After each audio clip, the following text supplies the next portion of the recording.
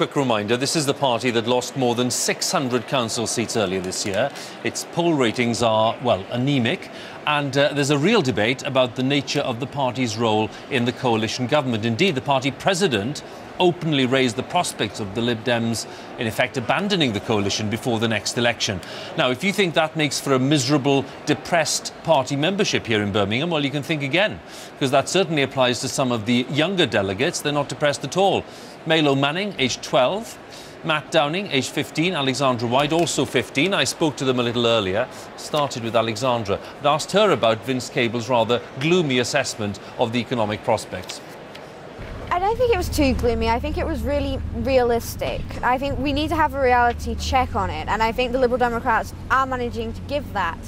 But I think he's trying to put a message, it is gloomy, but if we really have some fiscal responsibility, we can combat it. We can get out of it. It's not like, I hope it's not like 2008, and I don't think it'll be like 2008. But we need to be wary.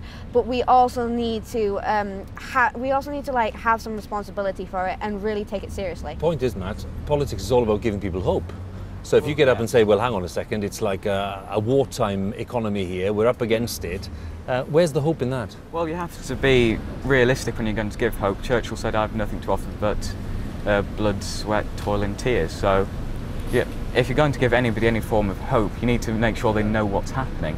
You can't just lie to the public about everything's going to be dandy, it's going to be fine, everything's going to be pretty. You need to be realistic, look at what the problems are, address them. Melo, do you think we're on the right track in terms of the party itself? Are you saying we are on the right track as Lib Dems? I think we definitely are on the right track, and I think, as Matt said, we do need to be realistic and we can't just offer lies.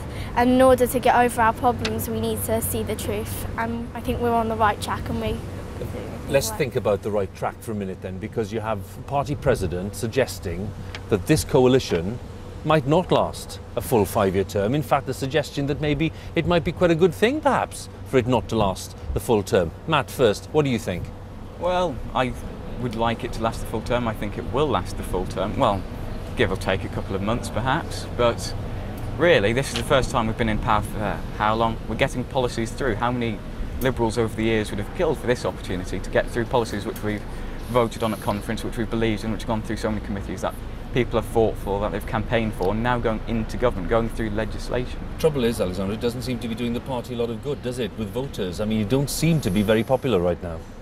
We might not be very popular, but I believe we're doing the right thing. And if doing the right thing has the cost of not being popular, then I'd rather do the right thing than be popular and stick by our principles. We are managing to stop the Conservatives from doing a lot of harm to this country, and I'm really proud of that.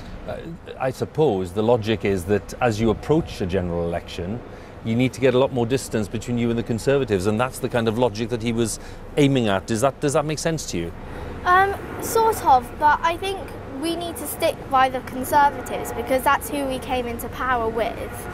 And in order to get our manifesto proposals into power, we need to stay by the Conservatives and stick to their rules as well as thinking about our own things. What happens when the next election comes? How do you make a clear case for the Lib Dems if you are so closely allied to the Conservatives, Matt? Well, we've got to make the serious case. For too long, the Lib Dems have been seen as a party of just eternal opposition. We've managed to take our policies into government. People are now seeing that we can carry out government seriously. We are the party of fiscal responsibility, but compassion as well. Are voters going to thank you for that? Voters will thank us in the long run, I think. I didn't live through Margaret Thatcher's era, but I come from the northeast, and it went from 80,000 people working in the steelworks to now 3,000. And I think if we let the Conservatives in by themselves, they were going to let free schools make profits. That's basically just creating another league of schools, which is frankly and awfully wrong.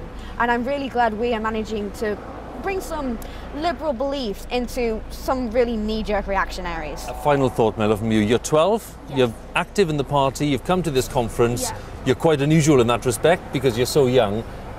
What is it that drives you into politics like this? Well, I suppose it's the fact that, especially with the Lib Dems, you can have your voice heard, and politics affects everything we do. So I think it's important to get involved, and also it's part of my interests. Like, different people have different interests, and politics is one of mine. Well, it's great to talk to you.